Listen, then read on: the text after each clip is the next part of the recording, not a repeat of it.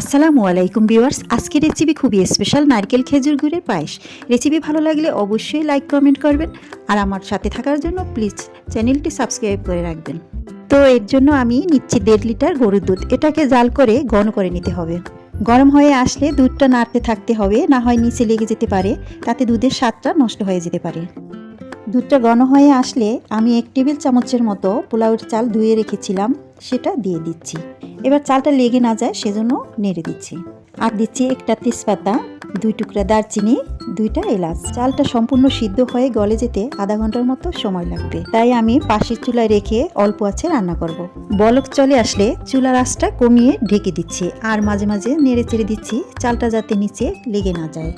এখন গুড়ের সিরাপ তৈরি করার জন্য আমি 1 কাপ গুড়ের সাথে হাফ কাপ পানি দিয়ে জাল করে নিচ্ছি।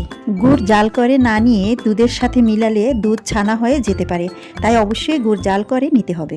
একটু ঘন হয়ে আসলে নামিয়ে ঢেকে রাখছি, যাতে এটা একেবারে ঠান্ডা হয়ে না যায়। এদিকে 30-35 মিনিট পরে চালটা সিদ্ধ হয়ে গেছে। মাঝে মাঝে ঢাকনা খুলে আমি নেড়ে চেড়ে দিয়েছি যাতে লেগে না যায়। এতক্ষণে মশলার সেন্টটা বেরিয়ে আসছে, তাই আমি মশলাগুলি তুলে রেখে দিচ্ছি। যতক্ষণ পর্যন্ত দুধের সাথে রাইসটা মিলে না যায় আমি এভাবে নাড়তে থাকবো। রাইসটা গলে দুধের সাথে মিলে গেছে। এবার দিচ্ছি 2 টেবিল চামচ গুঁড়া দুধ। একটু নেড়ে চেড়ে মিলিয়ে দিচ্ছি। গুঁড়া দুধে অবশ্যই পায়েসের টেস্টটা অনেকটাই বেড়ে যায়। এবার অল্প কিছু বাদাম আর কিশমিশ আগিয়ে অ্যাড করে দিচ্ছি। এখন আমি গুড় দিয়ে দিচ্ছি।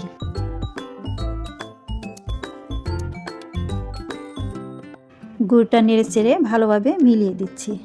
সব শেষে দিয়ে দিচ্ছি নারকেল কোড়া। এখানে আমি 1 কাপ নারকেল কোড়া নিয়েছি। নারকেলের সাথে খেজুর গুড়ের পায়েস বুঝতেই পারছেন দারুণ টেস্টি হয়েছে, আর কালারটাও লোভনীয় হয়ে আসছে।